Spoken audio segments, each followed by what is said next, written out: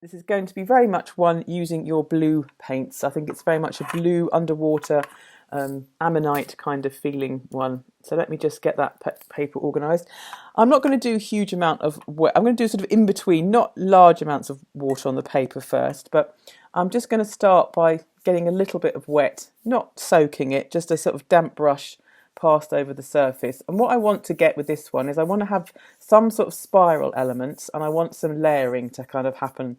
And we're going to be sticking to a kind of blue palette, kind of blue colours, because sometimes limiting colours is quite a good discipline of trying to get some different layers and tones on.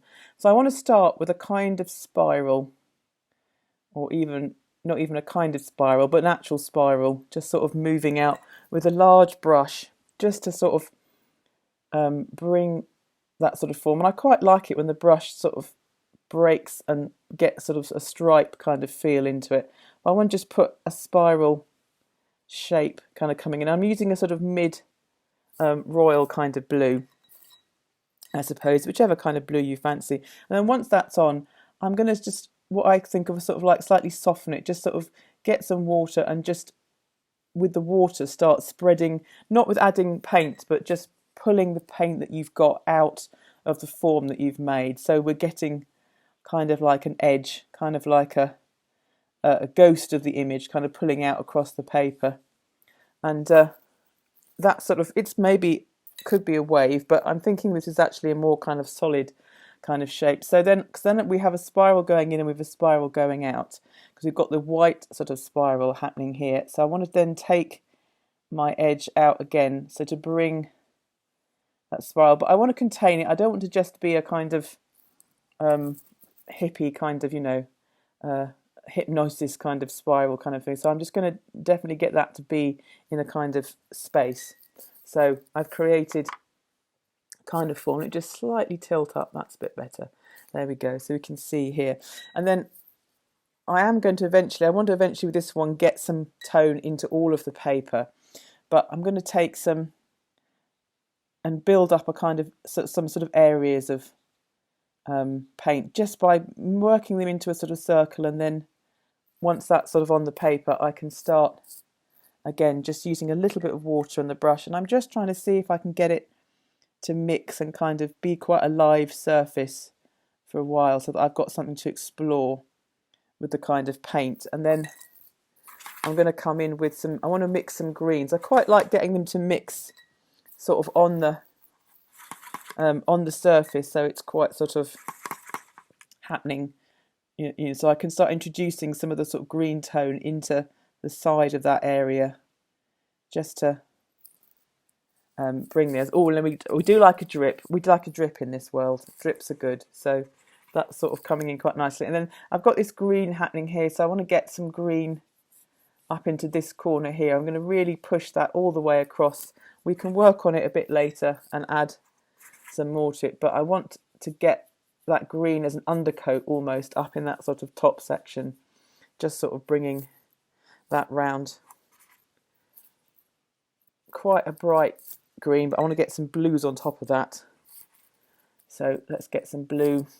If you think you like, I've just put that on and I'm thinking, oh no, that's a bit too heavy. Again, let's get some water on it. Let's see what it's going to do and get some areas to soften. I'm going to catch that drip and I'm going to flick it round. So if you do get a drip but you think it's not going to go exactly where I want, you are in control of it. You can sort of build those sort of layers up. So I'm wanting to get something more into this side here. So let's bring that sort of slope spiral, kind of that edge of paint coming up in. So we're echoing that shape on this side, because I've got this sort of shape here. So I'm going to bring it again larger and murk it round so that I'm getting an echo of the first one. I often do this with patterning with Doodle. If you're not sure where to go, if you're not sure with something, look at the shape that you've got and then kind of repeat it but bigger, and sort of as a kind of echo, as a pond ripple through the sort of surface. So we want to be taking that out into quite a soft background. And now that I've got this sort of happening here, I'm feeling that this corner here is sort of a bit a little bit lonely. It's a bit white, isn't it? And a bit sort of unwanted, so unconsidered. So in the same sort of way, I've got this sort of echo here. So let's put some echo lines. I'm using the edge of my brush here just to make them thinner and more like ripples kind of coming through. But once I've got that in again, I can get with just some water and just a wide brush, and I can just sort of pull them up so that I'm just using the paint that's on the paper but just shifting it up into another area, so that I'm just taking off the very whiteness of the paper and just sort of moving that round. Now you might not have got a drip to happen, or your drips might be happening in different places, but that's okay because we're just going to try and see. I've got quite a nice central, because this has sort of happened all together, I can see there's kind of like a central line coming through this composition, and I can see like I've got a drip that's sort of threatening to drip. So I might just tempt it into action by adding a little bit more liquid pigment into that drip there, and see, there we go. So you can just sort of like, oh, I'm going to give you a bit of a hint that you might want to drop sideways, because that's quite an interesting one just to sort of bring round. And then up here, I'm seeing this edge here where that sort of blob is coming. I want to sort of just draw attention to that point of edge by bringing a line up. So where you've got this coming round to stop here, you can then do a diagonal paint mark that's coming off that, as if it's sort of somehow connected to it. And you can see how they're not really connected, but it's just saying, right, I'm going to just enhance that edge there by slightly, I tilt my camera up so you can see, there you go. So that's sort of like, and I think it's quite important to sometimes see these white spaces where this has happened, this sort of like gap in the work, and then it's kind of like coming back down here. And here's a really quite a nice tasty edge. That's quite a nice sharp edge where that brush has just sort of left that mark through. So I can slightly add a bit more to that, because I think that's a really nice crisp edge and I can enhance that. This might be where I get a thinner brush and come in with some pigment just to really get that into being quite a strong line, because I'm feeling that's quite important, that line there. Just because I like the way it kind of brings the eye round. So my eye is now coming up round through this into a kind of central spiral. So it's not making a direct spiral and saying, right, you know, I've drawn a spiral, but it's sort of hinting that there's one happening by all these pieces of the composition that I'm sort of putting together. Partially, like, you know, just finding my way. So I think I'm going to do the same thing here with this. Continue just with a smaller brush, just bringing up some detail onto that piece through there, because I want to make that white space, that little white space at the top, I want to give it a bit more kind of importance. And by doing that, by just enhancing it, it's that whole thing of like, you can't make something brighter than the paper. So the white of the paper is your most highlight kind of thing that's going on. So if you want to really make that stand out, you make the things around it become a bit darker. So it's not quite using monochrome, but it's just sort of finding a part in that maybe you want to expand. And then seeing, this is, can you see the lines that I've got going down here? I think I want to make some of these, give them a little bit more import as well, just to kind of bring that brush through and just gives them a bit more structure. Oh yes, and I'm feeling it's quite a nice energy that I've got here, because I've got this diagonal coming through, and then it's sort of like it's echoed by these lines here, almost like sort of impact lines, and yet it's been sort of diverted down this sort of drip. Oh, I'm out of breath now. Room's on the first floor. Diverted by this sort of lines coming through here. So I'm finding a sort of energy that's coming through here. I'm thinking that at the moment, this is quite open and sort of nebulous. That's quite a good word, yes. I'm not quite sure if I'm happy with that bit yet. But I quite like, again, this sort of shape in here is quite nice. So I think if you've got, again, got an edge that you feel is working quite nicely, you can come in with a brush and bring that edge sort of through, make it stronger, just give it some more impact. And again, if you're thinking, oh no, I think that's If it's too stark, just come back with some water and then just let that soften it, let it sort of blend in a bit more, and it has this sort of nice cloud-like kind of feel, like the idea of light at the edge of a cloud. And I can just bring some of these sort of lines up, and I wanted to sort of get this ripple kind of feel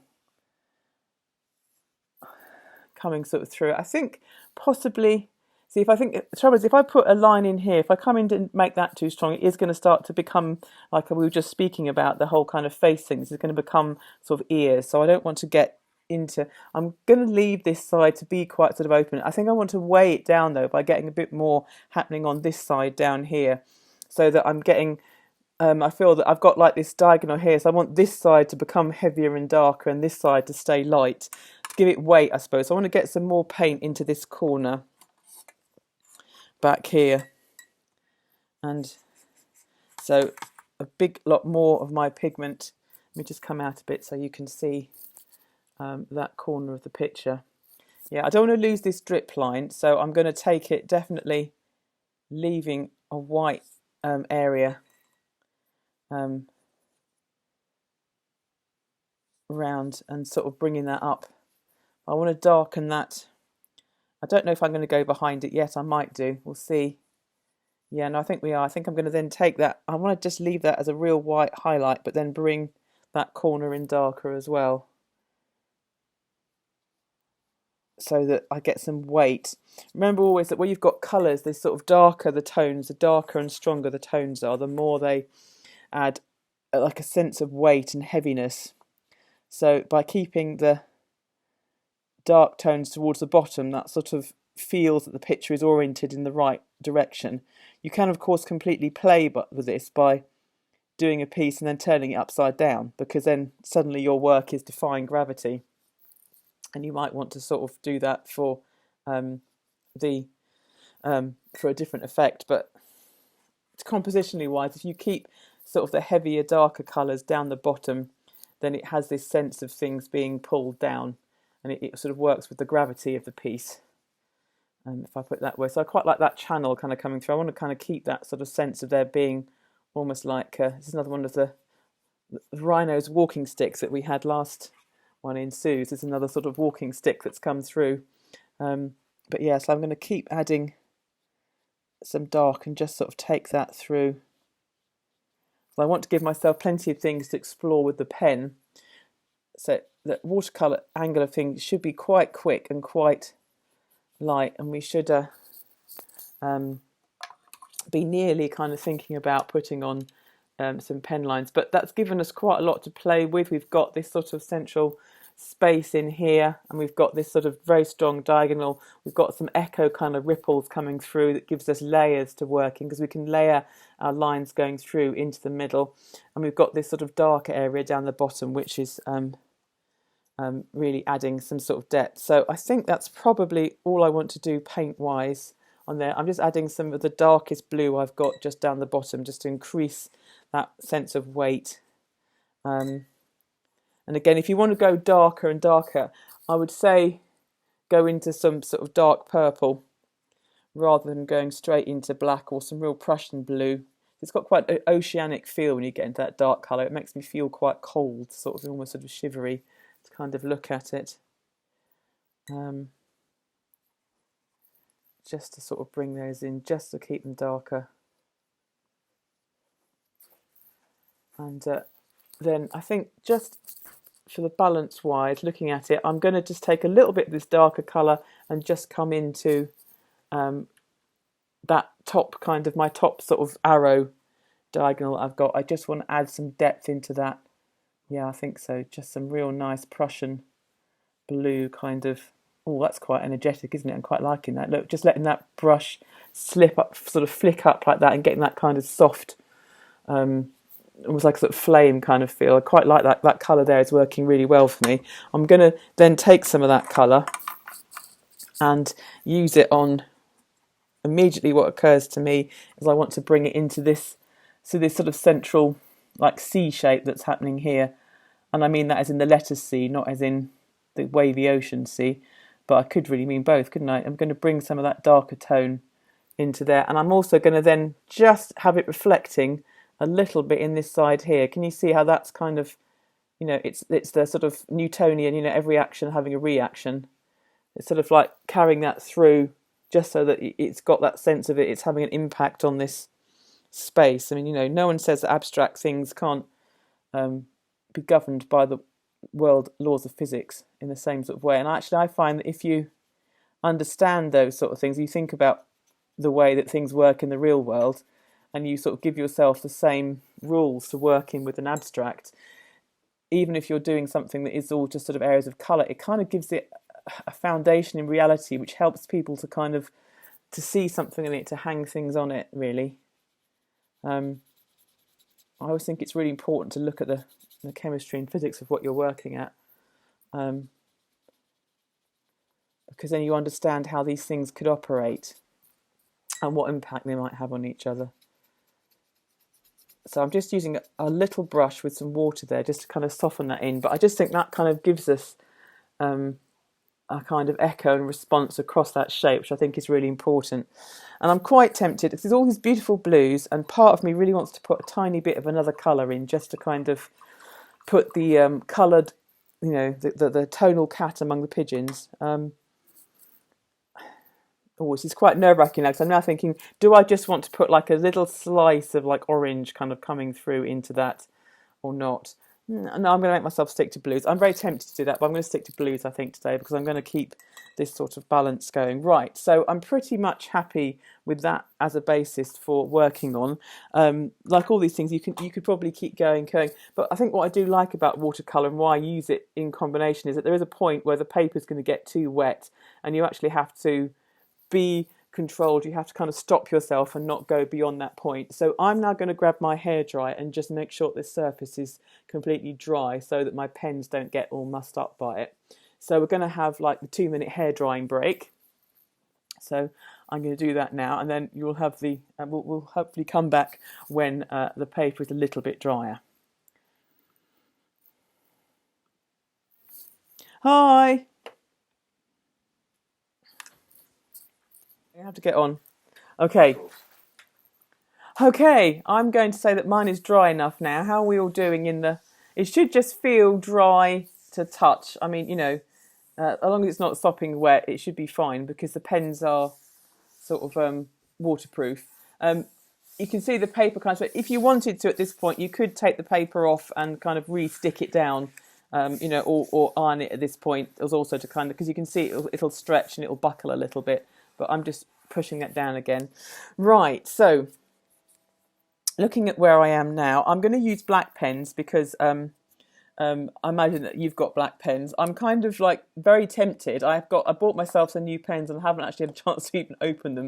You know, when you get payday comes and you go and you buy loads of new art materials and then you never kind of get into it. But I have found some like dark purple fine liners, but I don't feel it's fair to just dive straight into those because you haven't got any. And I've also got my favourite Winsor Newton blues, which they do a set of indigo blue fine liners which go down to 0.1, sorry, 0.1, which is really lovely. But I'm going to stick to black, having said all of that, because I am. So what I want to do first is where I've got these really strong edges, it's kind of a bit daunting when you've got this, and I'm quite happy with this. You kind of think, oh gosh, am I going to just mess this up now by drawing on top of it? But I'm not. I'm going to go for it. What I'm going to do though is I'm going to start small and say, well, I'm just going to add a tiny bit of detail and maybe I'll leave it at that. And once you get a bit on the paper, it's quite easy to go for it. Where I've got these very dark areas, these are the bits I'm going to concentrate on first because they're already dark. So if you start in a very nebulous bit, you kind of like, you don't kind of know where to go. But I'm going to start with this sort of area here. So I'm going to zoom into this sort of section here so we can get a bit closer.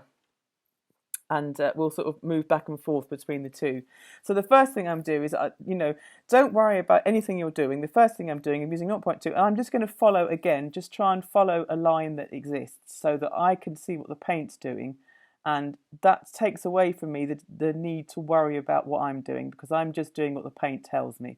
I'm just picking up that line, and I'm kind of go up and down all the kind of bits and the bumps, and just following what that paint has happened there. And it's really subtle, but it's just now crisped up that sort of edge. So I go, okay, that's fine. So the next thing I'm going to do is then do the same thing on this other dark area here. So I'm just going to come round this spiral and just, and at the moment, really, I'm just allowing myself to look really closely at the paint and see what the paint's done and just follow what is here.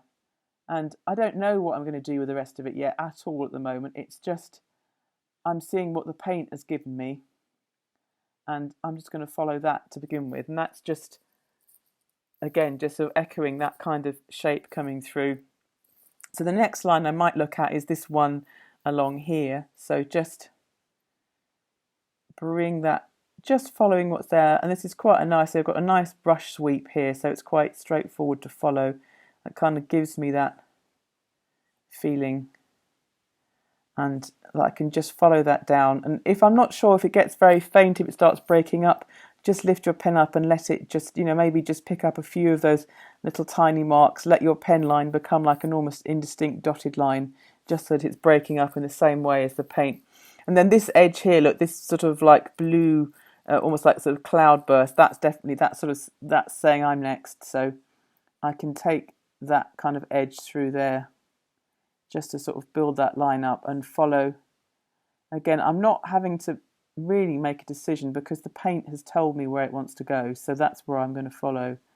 I'm just playing with what's here and what it's given me, and again that just sort of comes off from there. So I'm starting to get some sort of structure. Now I'm thinking, oh yeah, look, there's a nice line here. Now that I've seen this line, it kind of like comes up to this sort of circle in here. So you just got to see what your brush marks are doing, seeing what they've given you, and just see which one you think is next asking to be outlined, to be picked up on sort of texture, and think, right, okay, because once you've got a line down, then you kind of put a flag on the mountain, you've established a base camp, and you can start building up from there where you want to go. And this one's coming all the way round, coming into a sort of centre, coming right round.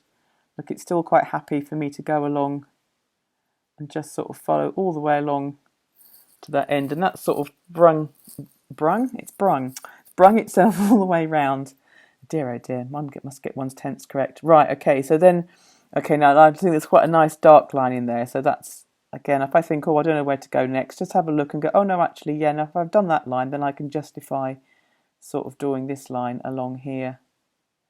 And I can bring those through, and then this edge here maybe, yeah, because that one's kind of meeting, remembering that I want to keep that pale area there, but they're kind of like facing each other and they're kind of meeting each other, or like relating to each other in that kind of way. So now I'm starting to get that sort of build up. So I'm seeing here, I'm thinking there is this sort of like spiral kind of, like almost like fan kind of feel. So I'm going to start adding some line work. I'm going to start at this kind of tip, and I'm going to bring just some vertical lines just coming out really simply. And to begin with, they might not show up as well because they're quite close together, but I'm just bringing them, but I want to imagine they're kind of like spiraling, like fans, like rays coming out from a centre point inside that sort of white glowing centre that I've got going on. So I'm just bringing them, because I've got that spiral movement, I want to imagine them as like rays or spokes or something coming out from a spiral. I'm just keeping them on the pale section at the moment, just bringing them through, and then as I come round, as that sweep's going to get a bit bigger, I might change to a bigger pen. I might not for the moment, I'm just going to keep that, but I'm going to slightly space them further apart as they come round, let them fade out into the blue, and bring those sort of lines. So I'm just adding a little bit of work, just moving through, coming that round in a sort of spiral, and that's just got some ink work onto the surface there. And I'm going to swap to a slightly heavier pen, so I can then, I'm going to do that line, follow the line that I've got again in a sort of slightly thicker pen mark, and then bring, and you see with these lines I'm not going all the way along the very thin lines, I'm just sort of going part of the way up, So I'm going to make that line thicker and then just go up on top of the line I've drawn, but just let it fade and disappear off into the fine line. That's kind of given it more kind of like craterous kind of edge. It starts to become more like a sort of cracking kind of feel as I come round. And I can just build those up.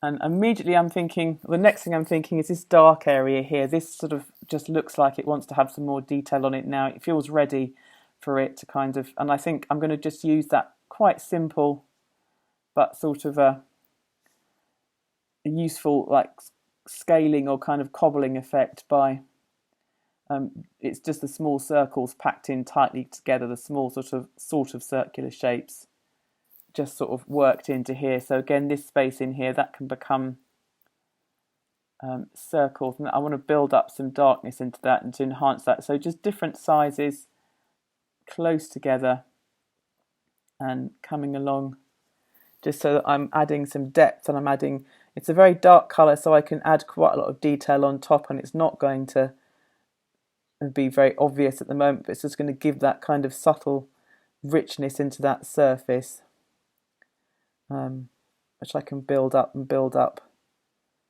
Again, I'm still doing some very organic shapes. We will try some other ones with more geometrics as we go on, and some that gives a more nod to kind of naturalistic practice and approaches to things. But I just find these work so well, and they're so simple. Now you've got that kind of texture, and now of course, because I've got this is an echo of this piece here, I need to get some of that texture into this area here. So definitely start putting some of this sort of scale pattern into this. So it's just thinking, right, so which part of my work is, which are they connected? If I'm going to say that all these dark pieces, they're going to have this kind of, some of this scale texture in at least some of them. So then I think, right, okay, so now I can identify all these darker areas where I want to, they want to be part of this team, this is their team scale, you know.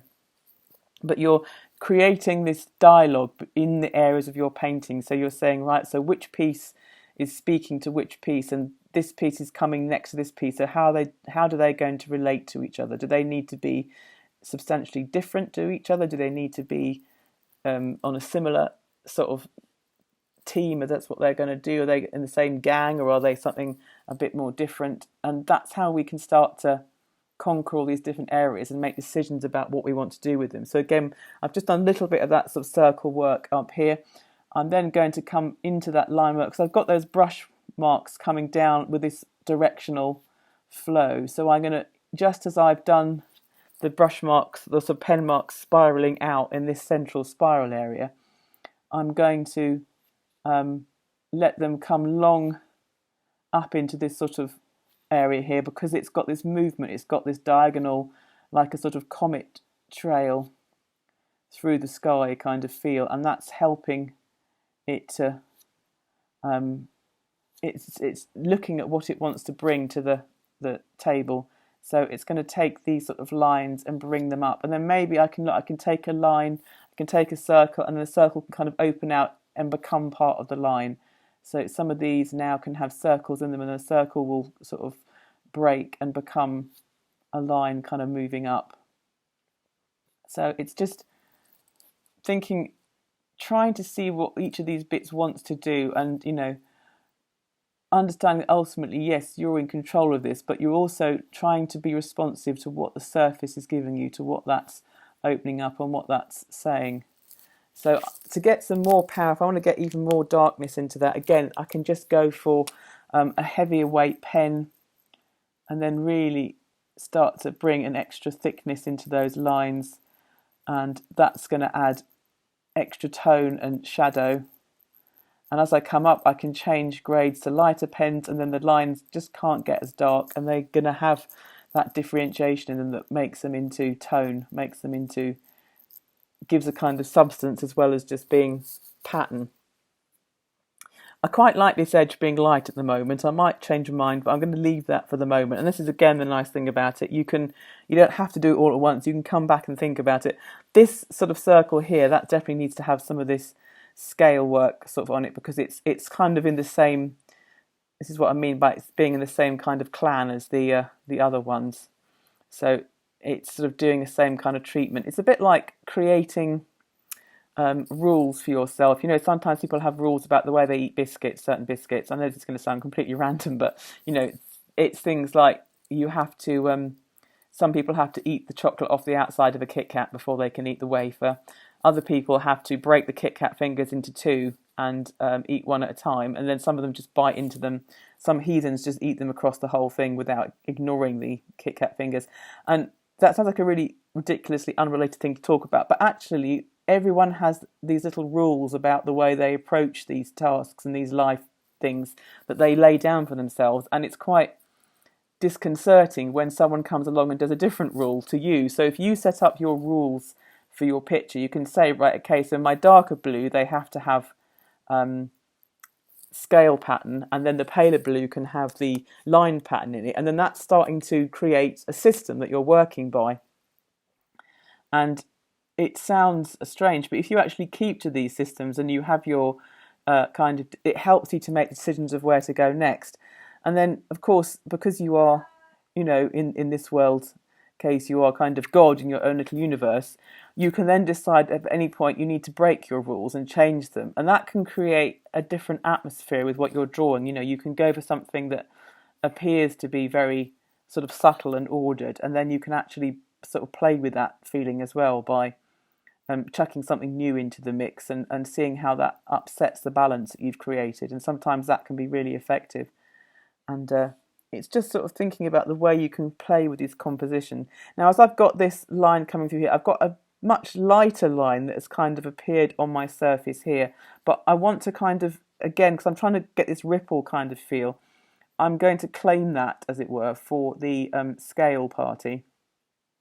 So I'm going to, first of all, just pick out what was quite a subtle line, but make it a bit more stronger and defined. And then put some light scale circle work into that edge just close behind it, and it's going to be kind of all part of that feeling of these sort of things moving and echoing out through the shape. And but I'm using a thinner pen, so it's got a less impact, and it's sort of a more delicate approach to those sort of patterns.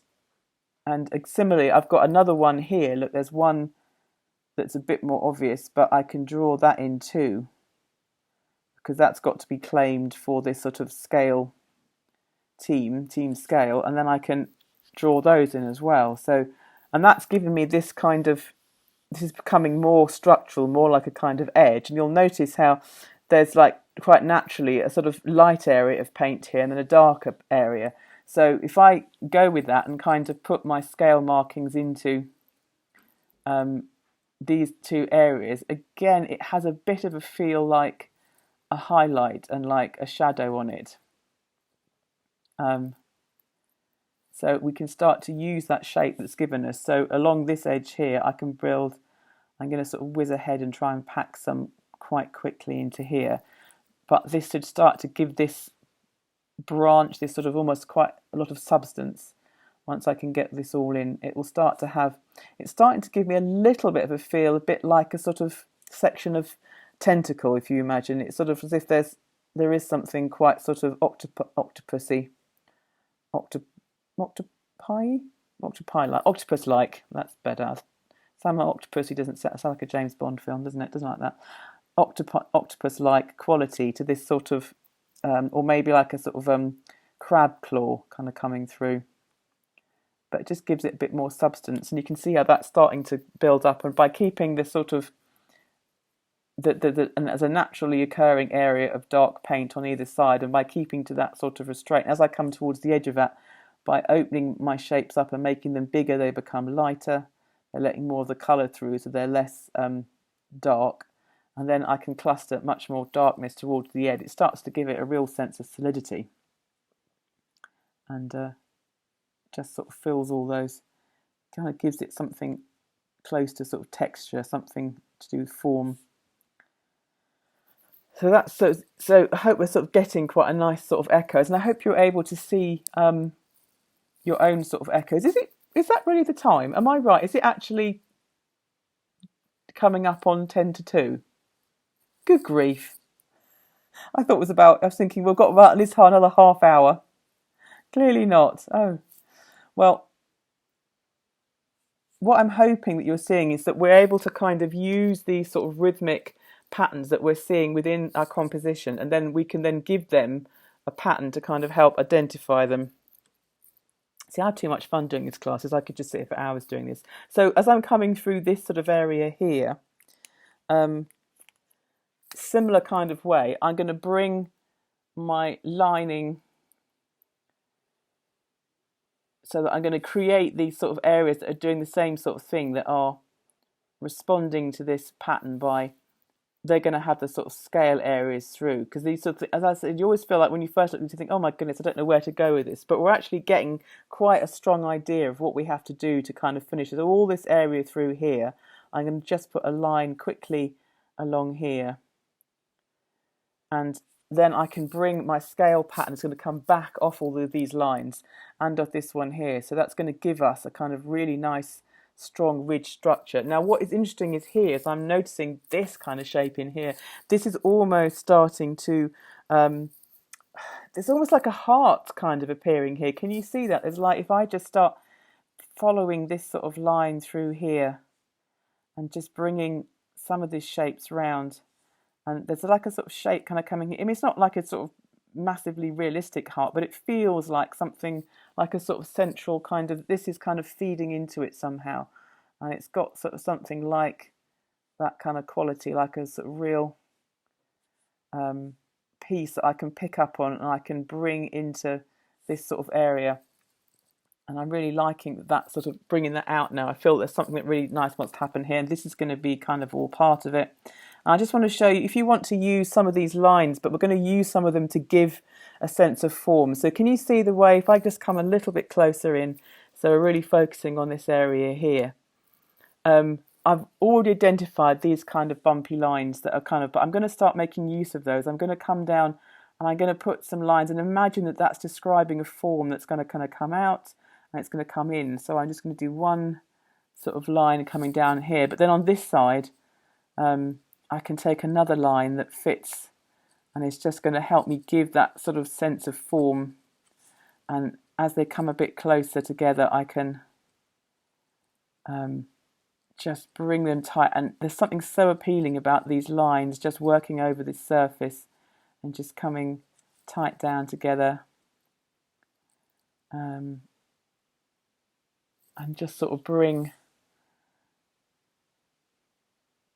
all this down, moving through this sort of surface and sort of clustering. And where they come tight together, as I said before, that makes like a shadow, and then where they become wider, that makes them sort of highlight.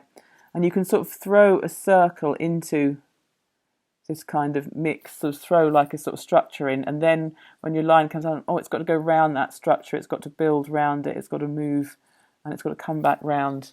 So this is starting to become quite a sort of feature.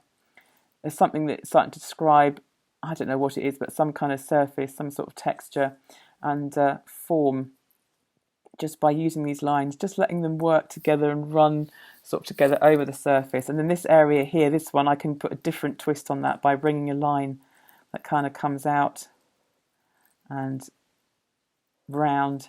And even though this is very abstract and it's not in any way trying to be naturalistic, again, if you think about the relationship of these, the pieces that the painter's giving you, so this area up here is somehow feeding into this area here, and it creates something like a narrative, even if it's a really obscure, hard to pin down narrative, but it's something around, well, these are interrelated, these are somehow working together. You know, it's if you've got to imagine that you're looking at an undersea world or a botanical close-up and you don't know what any of this is called or what its function is, but yet you can see how it's related. You know, if you've ever looked at things under a microscope and they become completely unfamiliar, and yet you can still pick out the way these things might work together, the way they might function together. And this is kind of what you're doing with your painting, is you're trying to give it its own reality, that you can sort of breathe and move through it, that you feel that there's a reason why these things are connected and what they're doing. And you can see how that's really, it's sort of got this feel of seed pods and insect wings and all that kind of, but the lines aren't just any old scribble. They're kind of thinking, well, my surface bulges out there and then it comes into a crevasse there and it goes round, so that it's got a kind of feel like that it has something, that it has a reason for where the lines are going and not just pretty lines for the sake of there being lines. So it's a bit, again, think about contours on a map, the way when you've got a steep edge, you pack the contours close together and it gives that impression of it being, it shows you where the mountains are. And then if it's a shallow, if they're further apart, they describe something much softer and sort of more valley-like. And that's sort of what we can do with some of these. And I say, although they're just lines, but giving them a curve, giving them an echoed curve, just helps to make them describe a shape that wasn't there before. And I can come down into this sort of edge here and then give that a kind of frill with those lines kind of coming out from that way, and that again changes the direction of where that's going. And this is what we kind of eventually want to do, slowly working around all of this and sort of seeing how these bits interrelated, what they're doing. If I want to come back, if I want to make this stand out again, pack in tiny details close together, which allows you to bring in tone as well as texture.